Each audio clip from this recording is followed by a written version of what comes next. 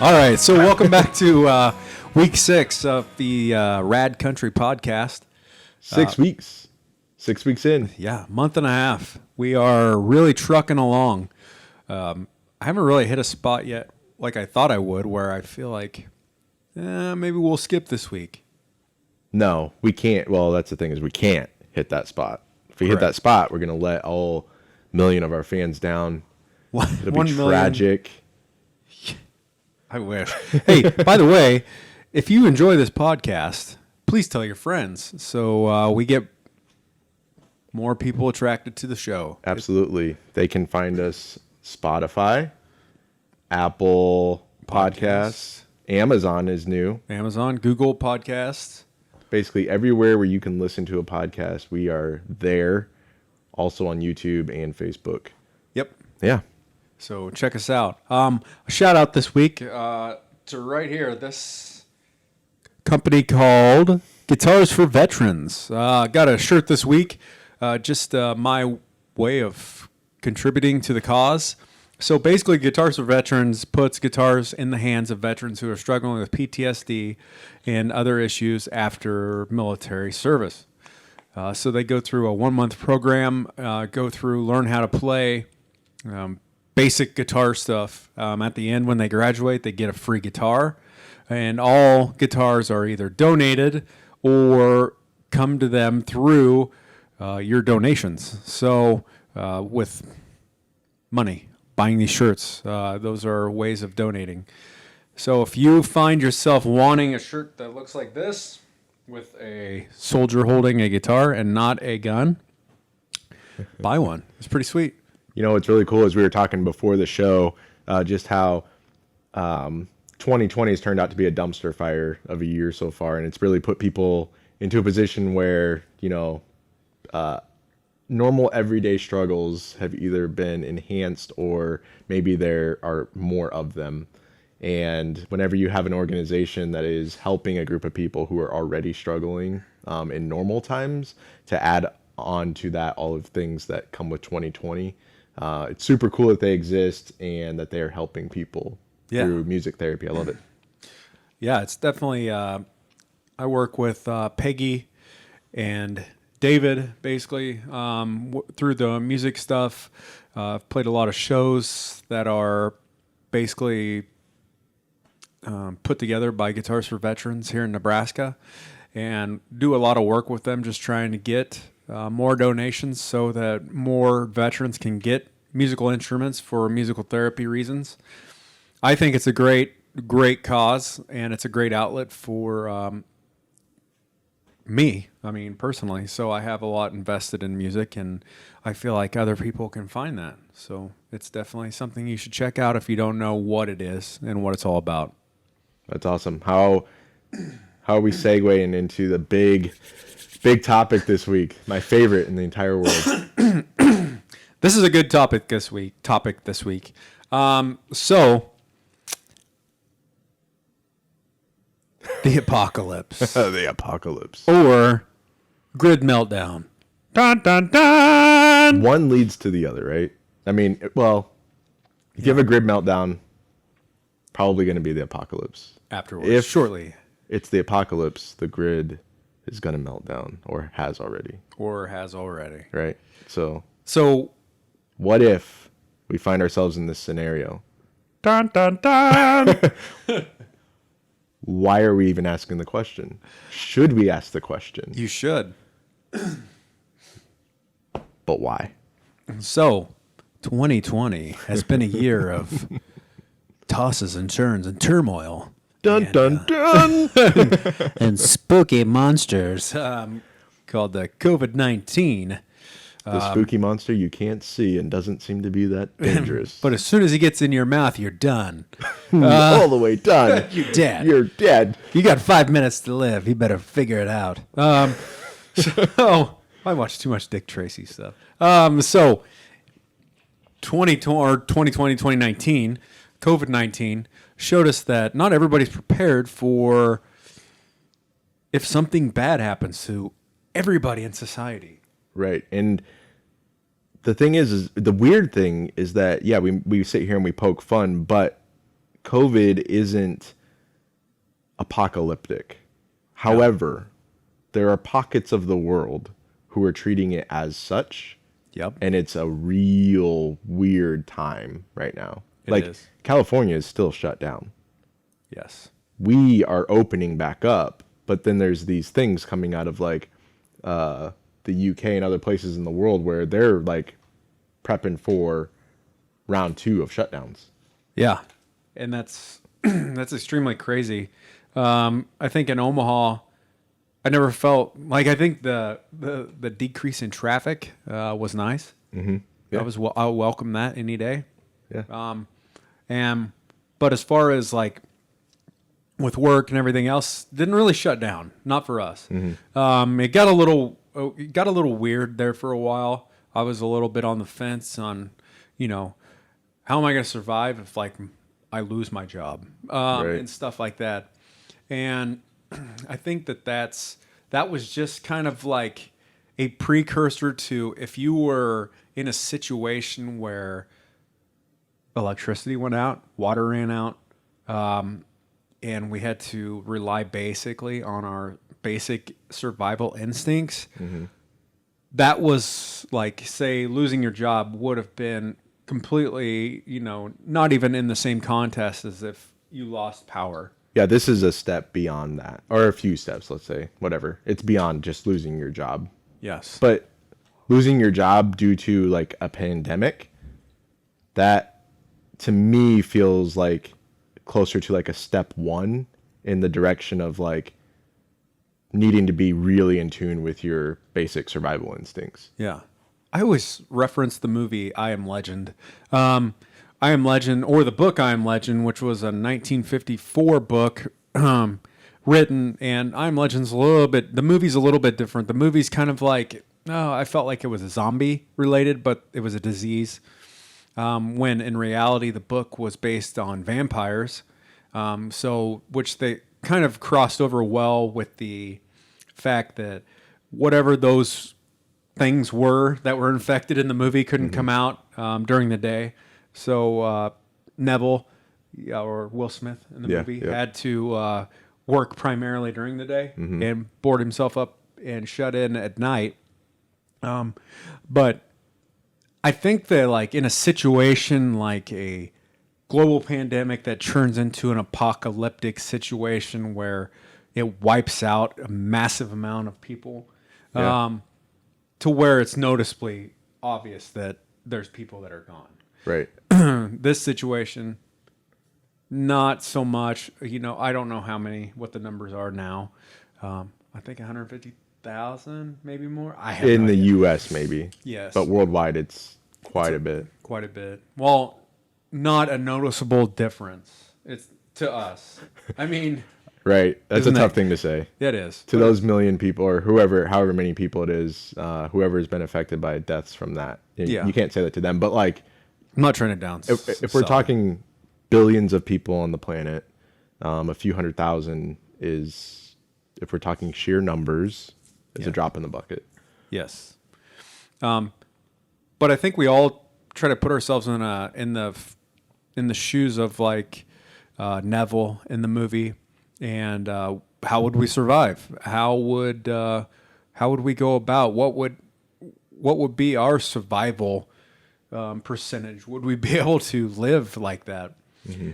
I think you fantasize about it. Everybody does. I think every person in the world, if we were to ask, hey, have you ever thought about what life would be like during an apocalypse? Or have you ever fantasized about it? I think 99.9% of people are going to say yes. Yes, I agree with that. A very large group of people are like, yeah, absolutely. Yes. I think it's because it's so just like, ooh, like it's What might happen? yeah, what might What happen? might not happen? Correct. But you think about like if you had free reign of Omaha and nobody else was here, Yeah. like what are you doing? What are you doing? You're the only person left in Omaha, or one of very few people left in Omaha. What are you doing every day? I'm going out scavenging, like trying to find food, maybe that's like canned food. Yeah. That's a big one. That's still left over that maybe wasn't initially taken over by looters and everyone else, going out and trying to find other people. Maybe. Yeah. Do you want to find other people? I think if you're by yourself, one of your goals is probably to find someone else that's still living. I think group survival, social survival is a good thing. Yeah. Yeah. Yeah, I definitely think, especially in a situation where it starts wiping out population or wiping out the grid, power supply. Let's dig into one of those. Let's just say water goes out tomorrow. No more water as a utility. That's rough. That's, a basic requirement of life is water. And So now you have to protect the water that you have currently. correct. That And you still have to- remains in your pipes. You have to figure out, or bottled, right? Yep. And then you have to figure out now, how am I going to increase like my inventory of water, Yes. And, maximizing what you do have. right? Correct. And I think, like, for me, I think it becomes a situation where it's like I need to go somewhere where there is a good water supply close by. Yep. So if, like, I think MUD, right? MUD is right in Florence. If you're local, Yeah. big holding tanks. Big holding tanks. And, Although a lot of people are going to be there. well, who knows? Yeah. Like, if it's a situation like where there's very few people left, yeah. Yeah. Oh, if there's very few people left, correct. But if very few people are left, a lot of that water is probably gone, right? Yeah. Well, maybe not gone, but at least somebody's managing it. You know what I mean? Because you talk about a situation where the grid goes down and it turns into local city halls, town halls, and all those things that are controlling the government Yeah. in your neighborhood. They're going to regulate that somehow. They're going to That's true. have, I listened to another podcast called Blackout. It's about basically a situation like that where the grid goes down due to a terrorist attack, and a small group of people take over, become mayors, and it's people that you wouldn't want to be in charge. Yeah. And I think you're going to run into those situations where there's people in charge that you don't agree with. Yeah. Like now. Yep. Like, I'm not saying that I don't agree with, but I'm saying is like, not everybody agrees with who the president is, Right. but you get in a situation where you depend on who the president is, like severely depend on them because of your survival. Right. And things get a little hairy. I think if we get to the point where that's the thing, like you just said, for sure you start to have these like neighborhood governments or like these community governments. Yep. Very, very small. Tribal even. Like, we're gonna build walls, whether you like the wall or the walls or not. Yeah. You're gonna end up building them because you want to keep people out and you want to keep people inside those walls safe. Like, that is what's going to happen. Even though it shouldn't, right? We're all fighting for the same thing. We're all trying to survive and provide for our families at that point. Yeah. Like in a real way. But we're still going to get weird about it. I definitely think that there would be situations where you definitely don't agree with who is basically directing the law and order. Yep. And I think that turns into, say you're trying to protect what you have. Mm-hmm. You kill somebody, have to. A situation where it's kill or be killed. Yep. And that tribe or that mayor of that town hall decides whether you live or die after that. Right.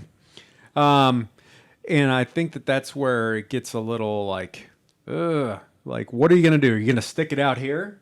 Like, are you going to be like, well, I'm going to stay in Omaha in this little, Hanscom Park area? Or am I going to flee and go figure something else out? I think the very first priority is, after you like have taken like inventory of what you have to be making a plan to leave like big cities, I was gonna say civilization, but don't leave like civilization. Don't do that. Leave the planet. Leave the planet. Go to Mars. I'm out of here. But I think getting out where you are able to spread out from other people is probably a good thing, right? Because like Agreed. your resources are more plentiful when there's not as many people. When you're not on top of each other, that's where resources become super limited, and it will be, like that fact will be emphasized even more when everybody is like literally on their own clamoring for it. Right. And I think it turns into your basic survival instincts and skills. What skills do you have? One of the big things is like me, for instance, if we ran into a situation, the grid goes down, we lose power and water, and we're relying on what we have. I'm leaving pretty quick. Just for the simple fact that I don't want to be around to find out when the shit hits the fan, when people start losing their shit. And basically, so I'm heading to where my family is back home. Yeah. And I know that there's plenty to survive on there as far as wildlife and canned goods from canning. And so I'm heading there. And plus, it's like, that's where my family's at, and I want to protect them as well. And I kind of provide that, hey, we've got firearms, and I'm at an age where I can still get around really well. I don't know why I'm saying that, but You're very old, sir, and you should be paying attention to that. I should be in a wheelchair old by geriatric. now, and you'll have to push me back to Iowa You'll have to push me. in my wheelchair. I got your back, bro. So, but then it turns into, hey, I don't just have myself to worry about. Right. I've got a baby. I've got 2 other kids, and Yeah. You have to be the protector, and you have to be prepared for that. yes, Yeah. you make it sound so noble. It is noble, Yeah, right? it is. Every person is noble to their own right, and that makes you noble. Yeah, But you I have wanna- to think about it, right? I mean, something could happen today. There are actual things that could happen right now, Yes. or within our lifetime for sure, Yep. that could devastate like the way we know life today. So Well, I think that turns into like Elon Musk trying to find ways to get to Mars to colonize it. yes, We're obviously in the know of something. yeah. We don't just. I mean, you're not gonna just do that just to do it. Well, I mean, yeah, exploration, right? We want to know more things too. Yeah. But seriously, Earth is not like the end all be all. It can't be. And listen, that's not going to happen. Probably not going to happen in our lifetime. However, at some point, right, a group of humans is going to experience like the point where Earth is no longer habitable. Yes. So Mars is probably a good place to be looking right now. Yeah. I mean, eventually we'll run out of resources, and things could get hairy. Things are going to get hairy. Yeah. So basically, if something exploration of outer space, exploring Mars, going colonizing Mars, we're trying to branch out. Obviously, make Right. it so like if something were to happen on Earth, it got wiped out. That's not just, well, we're done. Right. Throw in the towel. Yep. There's things we could do probably before we actually need to go to Mars too. I mean, living underground, like you had mentioned before, Halley's Comet. Yeah. How you could be a situation where it's kind of like a nuclear winter, or if Yosemite, or not Yosemite, but yeah, that's the one, right? The super volcano, Yellowstone. Yellowstone. That blows. All of a sudden now we can't be on the surface, so we need to be Yeah. underground, right? And I'm not saying everybody go make an underground bunker, but knowing someone or knowing somewhere where you could go where that could be like a feasible option, Yeah. probably a good idea, right? Yeah, I mean, you think about like, the skies being covered in ash from Yellowstone super volcano. Yeah. If that were to happen, like that's one of those Yeah. things where you're just like, I have no idea what to do, and it's not like I have, I could live in the basement. I don't know. Like I have no idea. Like, Right. But you talk about like Halley's Comet that could strike the moon, and then it throws all of our oceans off giant tidal waves, everything else. We're in a situation where what are we going to do? Like, Right. Like there should be people asking the question, right? And if you're not asking the question, I think that it's highly advisable that you find a friend who is asking the question. Yeah. Because that person has probably thought some of it through, and they might at least have like a compass. yeah, a compass. That's all you require to survive the apocalypse is a compass. You should have a and- compass. You should know how to make fire, and you should know how to clean water, right? Yeah, and probably how to Hunt. trap or kill Yes. an animal. Yes. Yeah. And if you're not in with the whole meat thing, know what you can eat, like in terms of like berries and such. 'Cause Yeah. you eat one wrong one, and that's the last berry that you eat. Instead of a super volcano, you have super diarrhea. Yeah. Yeah. And people kill you because they're like, ew. But I know that probably if you're listening to this one, you've fantasized about the apocalypse or zombie apocalypse or some kind of weird apocalypse. Whatever it is, tailor it to your liking. But you're going to have to survive, right? So, The ultimate question is, can you survive? And for how long? yep. So, I think, are you asking? We can ask, Crikey. or Let's we see. can just leave it lingering out there for the universe.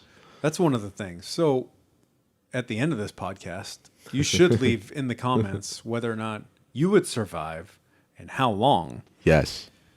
But I think, me personally, initially, it's going to be a can I get out of here, like, out of Omaha? And can I, like, not only get out of Omaha, like, am I going to have the resources necessary to get me to where I need to go into Iowa? A couple hour drive. And I think that would initially be my plan was, hey, let's pack up everybody and get out of here because I don't want to be in a city. Like Right. I feel like there is a convenience of the city but the fact of the matter is that's going to run out pretty quick. And there's only so many turkeys that you see on Dodge every once in a while that, that everybody's going to be killing them. The squirrels will all be in hiding. yeah. They will learn fairly quick. Like, Fairly- these humans are killing us now. Let's They're stop. very much out to get us. But people don't realize, like, okay, so like if you're in that scenario, and really if it gets to the point where you are feeling so uncomfortable that you have to leave, that's probably a fine line, right? Because at some point they're going to start shutting down roads, right? And that's just for people's safety, right? Yeah. So you're going to have to get before like that happens, and you're going to have to make a judgment call for you and your family. Like, okay, we're leaving now. Meanwhile, everybody else is like, where the hell did Nick go? You know, and let's say you miss that window. Some roads are closed or washed out or something like that. Yeah. Now you have to walk, or what's the term from the military? Rucking. So you're gonna ruck it. If you're, that's not a play on your name. If you're going a couple hour drive, that's what 120 miles ish. So now you have to Yeah. walk That far. 100 miles plus. Yeah. Plus being able to survive on the way there. Yeah. Yeah. That becomes like, do you have enough food supply to get yourself there and water? Because who knows what time of year it is. You're not going to have the convenience of deciding when this happens. So if it's summertime and it's 90 degrees out, you're going to require more water in general, you know. Yes. Well, you should anyway in winter as well. But then if it's winter, are you able to like survive the harsh conditions that Nebraska can bring upon you in the wintertime? Yeah. In And the you're middle of walking. the night, the wind chill is -20. Yeah. The wind's blowing 40 miles an hour. Yeah.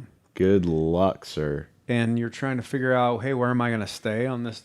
Like, you've got a tent, but you got to set up that tent, and you've got to. Are you going to be able to do it? Like, summertime, I think ideally would be when I would want this to happen. Yeah, absolutely. Because you can move at night. and it would be cooler. Yes. It would be nicer. Wintertime, throwing the towel, I'm done. That's the thing is people say like, oh, I like winter because you can always get warmer. You can always put more on. In the summer, you can't like keep taking things off, right? Because you're so hot. And it's like, dude, if you didn't have the conveniences, like if everything goes down, I'm definitely taking summer over winter. Winter is a very harsh, brutal place to survive. Yeah. I think also it would be ideal to go somewhere where it's like pretty average temperature all the time, like 70s, 80s, like Texas area. Texas feels like a good place to be. Spread out. Not a lot of people. You're not from Texas. I'm not from Texas. You're right. We're not going to be very welcome cautious in Texas. Yeah. Going there and then we need to start making a lot of friends in Texas. Yeah, definitely. We're coming for you, buddy. Yeah, sorry. No, I definitely think that I would want to go somewhere where there's mild winters. Yeah. But who knows, depending on what the situation is, what kind of, outside conditions you'd be living in. Mm-hmm. But I would say that, if something happened, the grid went down, we lost power, we lost water, blah, blah, blah.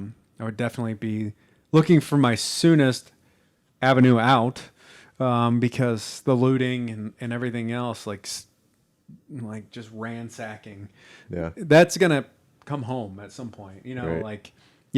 out west, they're going to hit all the big stores, and then it's going to start coming into the inner city towards downtown. Yep. And I don't want to be here when, whenever that happens. Yeah, you don't want to be here trying to spending bullets on people. Right. Like you want to be spending bullets on animals. Correct. To survive. The thing is, it's when you're faced with like actual survival, you're gonna be a savage. Like you have to be. Yeah. And the less you have, the less prepared you are. I think the higher propensity to be like an aggressive, like definitely offense. I'm taking what you have because I don't have anything. Yeah. Whereas people who maybe have given some thought to it or whatever, even if you haven't given thought to it and you just kind of just have shit, you are in a position where you can kind of like defend the things that you have, I suppose. Agreed. While it's such a hard conversation to have because you want to share, you want to take care of the community of people around you, as long as you have your household taken care of first. Right. Yeah. Yeah, I think there's I think we basically I think of generators, stuff like that. If I was to try and maintain here in Omaha, that's something that would be a requirement. Just it's gonna get cold at some point, Right. We need something or kerosene, anything that would, make some heat, generate some heat. And the thing is if you have those things, you're gonna attract a lot of attention. Yep. And eventually people are gonna want to kill you to get that. Mm-hmm. And so all of a sudden then you're not only just worried about scavenging food and everything else for your family, you're worried about I might get killed tonight. Right. Just would rather not be in those situations. And that's where I think that, hey, maybe earlier stages, having a plan set up, making those calls, we're not going to leave quite yet because we have stuff that we can rely on here. But I just want you to know, eventually we're probably going to head your way. Calling family members, letting them know. And so basically, just having those plans in place. Well, then it comes to your other point was, am I going to have a car to drive? Yeah. Am I going to be able to get out of the city driving a car? Can you imagine if the grid has been down for, dude, I would guess 2 weeks max before it's very chaotic, right? Yeah. Getting from one end of the city to the other end of the city in your car or even on foot would probably be real sketch. Yeah. Yeah. And walking through, you don't, I guess if you're talking about walking out of the city, you know how long it takes just to drive out of Omaha? Right. it's going to take just as long to walk out of Omaha. And then you're walking through neighborhoods that you've never maybe been before. Yep. How do you know what the safest route and all that stuff? So, but then after you get out of the city, then you're talking like, the 100 and some miles to get to where you're wanting to go. You can't take main roads, No. main thoroughfares, because those are probably going to be packed with other people that you don't know, could be dangerous. And now you find yourself like going through everything wild. Yeah. So, yeah. And everybody's mindset's going to be different. You know, you may come upon people who are very open and able to talk to you and want to help you out. And then you're going to come upon people that are like, yeah, get the fuck out of here. Like, did you ever play like role-playing video games like growing up? Yeah. You know how like you started off as one person and then you just like you meet people along the way and you're like, hey buddy, come join my clan or whatever it is. And then like, yeah, that's probably pretty close, right? Yeah. You'd be like, hey, Rucker, you have like some skill sets that I need, maybe some magic potion that we can use to get I am the guru of magic potions in the apocalypse. You're the sorcerer of the group. So come all of a sudden I become a wizard during the apocalypse. Oh, hello. Come. Yeah. I will show you the way. Yeah, man. So you pick up people, but you don't want the group to be too big. If you get too big, now it's like political. It's like a colony. Right. Yeah. Then it gets political. You get people that are lying about who they are. Literally, the person that has diarrhea and slowing everybody down gets murdered. by a gut-eating lion from the zoo that escaped. Yeah. That becomes another thing, too. Is like we have a zoo like a mile away, and like within a few weeks after not feeding those big cats, they're going to be looking for something to eat. Right. And now it's actually Jumanji in your neighborhood. And you're like, good God, where's Robin Williams? where is he when I need him? Where's Goodwill Hunting? Back to Goodwill How Hunting. do you like them apples? How do you like them That's apples? what the lion says right before he bites my jugular. Yes. How do you like them apples? That's the You thing, can though. talk. He gets you, and now all of a sudden he has taste of human on his tongue. And he likes now, human. Now he wants more. So he starts traversing other parts of Omaha. He's eating all the turkeys off the interstate. Yeah. Yeah, no, okay. We're them gorillas. Them big old The gorillas. knock out 100 pull-ups in one set. Dude, that's a whole nother thing we're not even like considering right now. The gorillas get out. All of a sudden they pick up a police baton because they're like, oh, he doesn't need this anymore. Oh my God, Planet of the Apes. And now we've got Planet of the Apes going on. You're like, what is happening here? Yeah. Why is Omaha? Yeah. All because Sharks get out of their tanks. It's because we wanted the best zoo in the country. You had to have it right here, didn't we? And now we've got, the best episode of Black Mirror ever. Yeah. I don't know. And the best lion meat in my freezer. Yeah, you're can't going to run. get it. You're getting the lion. Are you sharing it? That's a lot of meat. I don't know if I would kill it or if I would have the lion chained up in the backyard. Oh, for protection. That's like a Walking Dead Somebody would kill it. thing. Yeah, it would die. So, yeah, eventually it would walk back to Iowa, where my Yep. grandparents are at. Hopefully they're cool with me living there. I think they, I would. They're like, nope, Nope. not today, Like, sir. nice try, city boy. I'm like, oh shit, Grandma. So you find yourself in the middle of the forest. Yeah, but they have cattle. They have garden, and all sorts of different stuff that, we could all just be a part of helping take care of it. So Yeah. that would be ideal. And then, but you get into like, what if somebody got hurt? What if somebody got sick? Yeah. So on our recent hiking trip, we took the kids and went on a pretty difficult hike for them anyway. So this was like a 4-hour hike that took us 11. So that just sets the tone for like the pace, right? We were definitely going at kid pace, and we get to a point where we're bouldering, and now I'm like, what happens if one of these kids twists an ankle or breaks an ankle, whatever, gets hurt to the point where now I have to carry them out of this situation where we're, 2.5 miles up on a mountain, Got to carry him down. It's going to take even longer. We're close to dark. You know what I mean? Like all these things start flooding in. So it's like when you find yourself in a situation where, yeah, what if somebody gets hurt? What do we do? Do we take a break and take care of them? Do we risk, you know what I'm saying? Like, yeah, especially like something that doesn't like take you out of the fight, but it maims you enough that you're slowing everybody else down. yeah, well, that's a whole different thing. Yeah. So Get like rid of that if guy. you're walking, you know, the 100 miles, 100 and some odd miles to get back to where you're going, and somebody has a, you know, ankle issues, and all of a sudden you're at a 12-mile-an-hour pace and you have to cut it down to like 4. Yeah. You have to readjust. Yeah. And that readjustment, I mean, You're carrying increases your risk. and say that like you're carrying somebody else's pack for them too. Yeah. Dude, that would be where it would, you would have to suck it up and just do it. That's where being fit is a good thing. Yes. I mean, physically, mentally, like you just have to be fit. And good ankle mobility. Good ankle mobility. Do we recommend any like stretching? Yeah, stretch out Or- before the pandemic or the apocalypse. Start Really get stretching those now. hamstrings stretched out. Rub some evaporated milk on them, heat them up. Yeah. Get them good and creamy. Make sure you have an ace bandage in your bug out bag.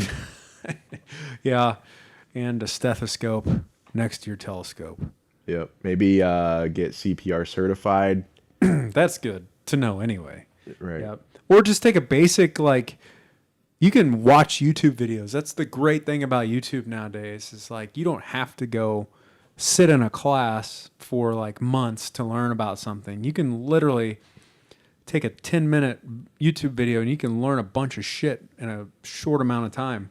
Yes. And if it's just like going on there and it's like basic medical, how to dress a wound, or how to put on a tourniquet, that kind of stuff.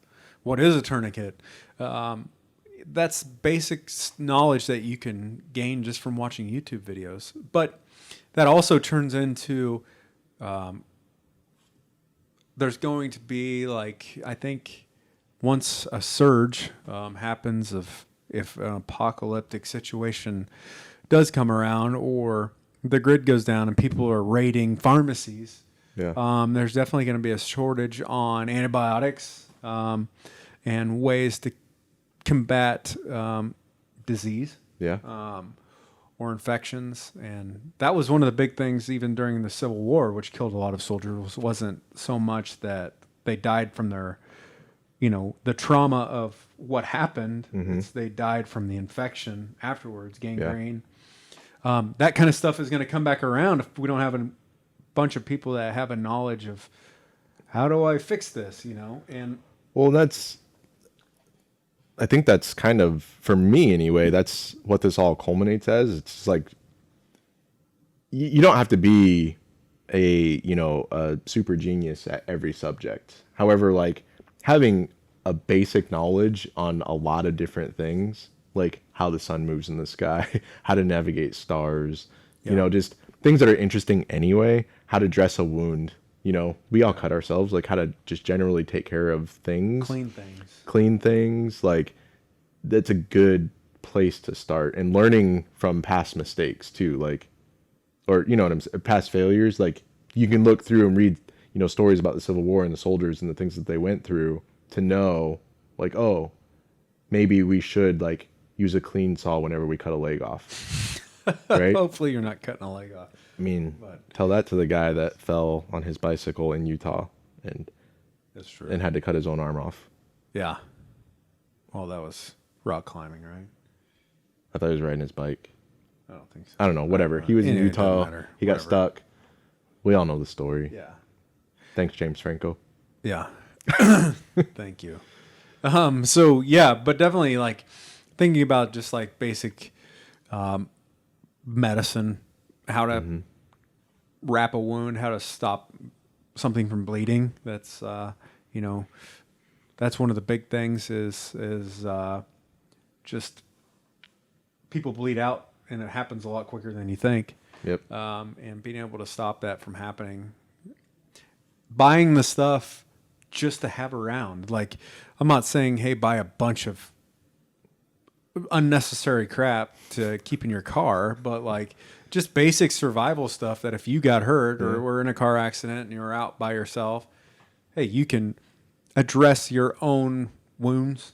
Right. So I think if you have at least 10 rolls of toilet paper in the trunk, then you're you probably can wipe set. your ass for days. Then you're probably set. Yeah. Maybe a blanket even. Obviously, during this pandemic, we found out that toilet paper is the answer to everything. You can wipe your ass with it. You can eat it. It provides more nutrients than lion meat. And so you just get her all wet and shove her down in the old gullet. Is that that's what we're doing with toilet paper? Perfect. Somebody's eating it. Somebody where did it has go? to be Nobody eating has it. What? wiped that much ass. That is very concerning for society as a whole. Like my view on society when a pandemic happens and the entire world shuts down, toilet paper fucking flies off the shelf. So stupid. What happened What was there? the point there? I don't understand that. But yeah, I anyway. honestly think that this is like Charmin is behind all of this. Those bears. They They were started like, we're gonna get everybody wiping their ass, real nice, like a bear out in the woods. We gonna do this. COVID came from a Charmin factory. COVID and Charmin. The conspiracy to end 2019. So the grid goes down. You probably should take inventory of what you have. Yes. Immediately leave. Well, not MREs. immediately. We're going to Stock leave as up. soon as possible. Stock up on not dumb things. Like Yeah. Like, stock up on things. That I'm gonna will go fit. get some fruit by the foot. There's a level of mental like happiness that you need, right? yes. So if one fruit by the foot roll is what will get you over the hump, that is allowable, right? yeah, sure, why not? In my bug out bag, I keep pictures of my family, like individual pictures of each one of them. Yeah. That way, that's like the thing You for can me. throw them into the fire as they slowly die. Right, that's why I have one for each of them. Not one picture with all of them. He's gone. He's gone. Yeah, sorry. No, it's that you got to be mentally fit too, right? So like if you get separated or something like that, you have the thing that like motivates you to keep going. Or Yeah. you can show them, have you seen this? Have you seen this boy? Correct. You seen this boy? No.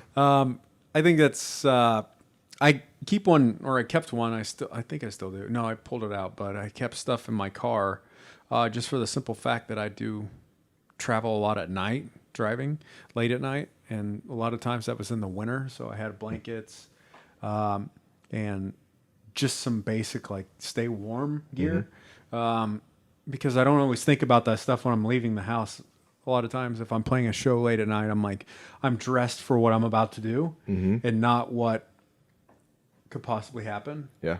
And I think that's a big one too. That's such a true thing, though, is like if you're out in the middle of nowhere, like you play shows in some smaller area sometimes, and so you do have this travel time, and sometimes that travel takes you through like the middle of nowhere. Yeah. Right. So if something happened on the road, it's the middle of winter.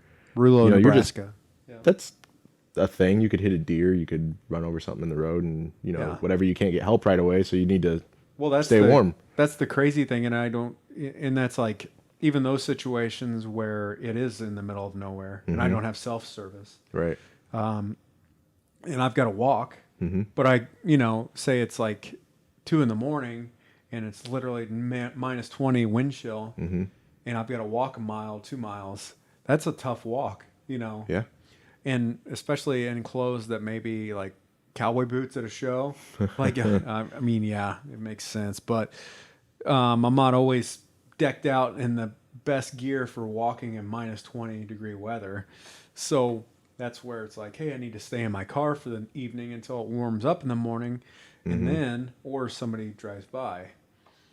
But yeah, that's kind of like those situations where it's like if it's the end of the world, or not really end of the world, apocalypse, grid down, and you're either driving or walking, you've got to have at least the stuff that would be able to maintain you throughout that hike or walk or whatever. Right. So that being like cold weather gear, like extreme cold weather gear. But yeah, that's important stuff. Yep, absolutely. I can't help but like ask questions because, like, listen, some people think that it's weird to even ask these questions, right? Or like fantasize about it. Yeah. But seriously, I took up hiking as a hobby, and when you're 9, 10, 15 miles out into the backcountry, like you have to be thinking through like what's in my pack, what do I have, I only have so much water left, so we need to know where the stream is at, to be able to go fill the water. Yeah. Am I good? Like, do I have blisters? Things like that. Like, you have to know what condition you're in all the time, Yeah. and make sure that you're like aware of your surroundings and things like that. So, it's very the skill set is good to have, but then when you start thinking through like how can I apply this in scenarios where, yeah, we're fighting, like we don't have power or other utilities that we're so accustomed to Right. in everyday life. Yeah, I think you got to think about, like you're saying, especially walking that far. Yeah, you're going to have blisters. Mm-hmm. It's going to be miserable walking at some point. Do I have the right pack that I'm hauling my stuff in? Does it disperse the weight evenly across my back? You can't just throw on a backpack that you bought at Walmart. The old Jan Sport. Yeah, the old JanSport backpack, and hope that it lasts. Because Right. those aren't made for that. No. That's why they make rucksacks and stuff to evenly disperse that weight, so it doesn't do a number on your back as you're walking. And then having the right stuff in it. I think kind of like what you're talking about was recently I did a half marathon on my own on a Saturday, and I started running, and I made it like if you take the Keystone Trail out towards Cape Hart Road, you hit some spots where you're like, I'm in the middle of nowhere out here running. And as I was running, I was like, whenever you're out running like that, you can't, you can only take certain things with you. You can't have a bunch of shit with you. Yep. I had a fanny pack that had most of my stuff in it. But I was just sitting there. At one point, I just felt like if something were to happen right now, it would take a lot for somebody to get to me. Like, get to where I'm at. Yep. You can't, there's no road that's just right there. And so that's where in my head, I'm thinking, wow, if I was making that walk back home and stuff like that, yeah, I could do it. Mm-hmm. It would take a couple of days, 2 or 3 days. But now you have the kids in tow. Yes. Then you have kids to worry about. And that aren't, set up to like make long walks like you and I would be able to. Right. Don't want to make long walks. Like that's another thing. Yep. Is like you're fighting some people think that, well, let's just stay here, you know, and you're like, no, like this isn't a good situation. Do you take their tablets or not? The grid's down, man. Nope. Well, they probably have a charge. Yeah. So whatever's on them. No, we would have ended that at some point. You abandon it right away. Yeah. I think so. Yeah. Don't even let them like get accustomed to it. I would keep one cell phone. Yep. And one charger, because if something came up, like if the grid came back up while you're out, hey, at least you have that for everybody. But yeah, I'd just be leaving it here. That's not gonna be a valuable resource. I keep a battery, like one of those rechargeable, like portable chargers. Keep one fully charged all the time in the bug out bag, just in case, like you're saying, like you might need it, you might not, I don't know, but yeah, I know. I think one of the things that kind of plays into the advantage of being in the military is that we're in a lot of situations where we're out sleeping in tents, out in the middle of BFE, wherever we're at. And so like you're talking about like the rechargeable battery packs and all that stuff. So used to having that, having it around because I need it whenever I go out to the field. And then, there's just flashlights and like headlamps and different stuff to, if you're out sleeping in a tent, you don't have all the convenience of, everything. So it's just good stuff to have around. The thing is like I don't think, I personally don't ever think to myself, well, I'm going to need that in a civilian situation. Yep. You hope not. But it's good to have. Good to have those things around. Absolutely. Like, why not? What's it going to hurt? Right. You have it and you don't need it. I mean, that's not the worst of positions to be in. Right. And you're going to get eventually, if something like that happened where you needed that stuff, Right. it's probably not going to be easy to get it then. Right. Yeah, everybody's going to want it, So that's important to factor in. It's like, buy it now. Like, why not? Yep. And maintain it until you hopefully die and you didn't need it. Exactly. And that's really the hope, right? Yes. That you don't actually need to use this skill set. It's really, not only fun to think about, but like if for some reason you need to. Think about it. The people, what was it? What city was it? Portland with the Chaz thing? Who saw that coming? Yeah. They literally took over a neighborhood Yeah. and made like another country inside of the country. Like, that's craziness. That's madness.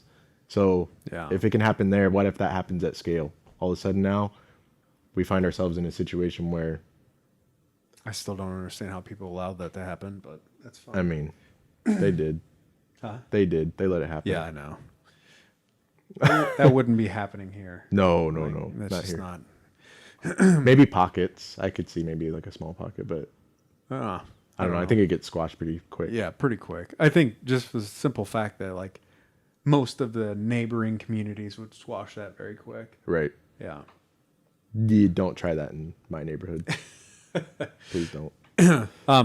But yeah, that brings us to like just the fact that of an apocalypse or a solar flare, something like that just knocks down all power. Yeah. We lose water due to that. And you have to survive on your own. We all know that typically most people have fantasized about something like that. You've seen a movie and you've thought at the end, you're like, what would I do in that situation? Well, ask yourself this week, what would you do in that situation? Would Yes. you be able to survive? Or would you think that's never going to happen? Yeah. If you're having those thoughts, it's probably time to start thinking about it. If you're having those thoughts, call in. Call the Call landline. into our Rad Country, Yeah. our Rad Country line. The 9th caller is gonna win. I'm just kidding. Yeah, no. Can you survive, and how long can you survive? Yeah. Those are two big questions. big and pretty basic questions. If you think you've got what it takes to survive Rad Country,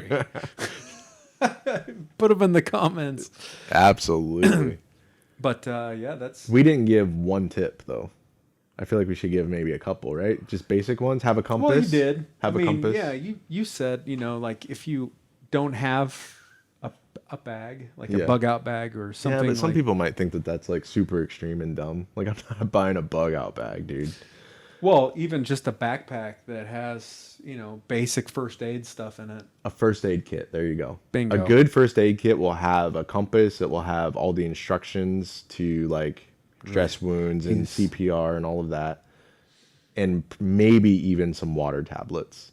Yes, I think another big thing too is like getting and I think you can buy them on Amazon, but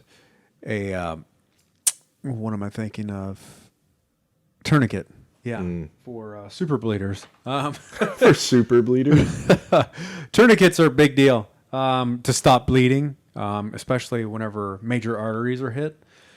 So get one of those. I carry one in my car all the time, and a compression bandage, just because. And here's why, and why you should be thinking about things like these is, I'm sure you've been on the interstate or something and come across a car wreck. Maybe you're not the first one, but one of these days you're going to be the first person upon a scene of a car accident like that, and somebody's going to be dying, and it's going to be your responsibility until somebody else gets there to keep them alive. If you don't have those things, like a compression bandage or like a tourniquet, somebody's bleeding out, you should definitely get those things, put them in your car so that you can go and save somebody's life. But that's a tip. Yeah, that's awesome. I mean, you're bringing now like real, actual value to the rest of humanity. Yes. If you can be the person who, you know, saves someone's life because you happen to have a tourniquet in your trunk. Yes. So hopefully you never need it. Yeah. But it's there out of the way in case you do. The only time I have needed it, and this is crazy, I wasn't in my car. Oh, no. Yes. The only time in my whole life that I needed it. Yeah. And I was like, I wish I had a tourniquet right now. Yeah. It wasn't in my car. And I was like, the belt thing where people put belts on, Yep. it doesn't work. Don't try that shit. Yeah. Don't- you have don't- to get it so tight. Don't rip your belt off and expect to It doesn't work. stop the super bleeder. Thanks, Dane Cook, for the super bleeder word. Yeah, compass. Like that's going to be one of a lymphatic compass. That's a big one. I think I said that right. Lymphatic. I can't remember. Somebody fact check it and put Please it in the don't make comments. fun of me, Army people. Also, just a good backpack, one that like a mini ruck. Google mini rucksacks. You'll find some good ones. They're expensive, but if you do any kind of backpacking stuff like that, you'll thank yourself 100 times over because you bought one. You should throw a link. Yeah, I can drop a link in there. Yeah. Yeah. Also, I think any cold weather gear, like something that's made for extreme cold weather, Yeah. thick gloves, good gloves, and some shoes that are comfortable, damn comfortable. Solomon shoes are great for hiking. They're good for all terrain. So if you had to run in them too, you would be comfortable running in them. Also, there's a bunch of stuff. I mean, Yeah. I mean, you could really go down a rabbit hole on like, and I think that's why this should not be our last discussion on this. No, It's I my think- favorite subject and we could like expand on this a ton. I've got some friends that I want to bring in now. Oh my goodness. Yes. We could have a round table. Yes. Like what is the best things? What would you do? Who would you hook up with? Yeah. Like Who would you kill first? that's a, That's a that purge. has to be on the table. Yeah, it does. We don't want the super diarrhea guy or Super diarrhea.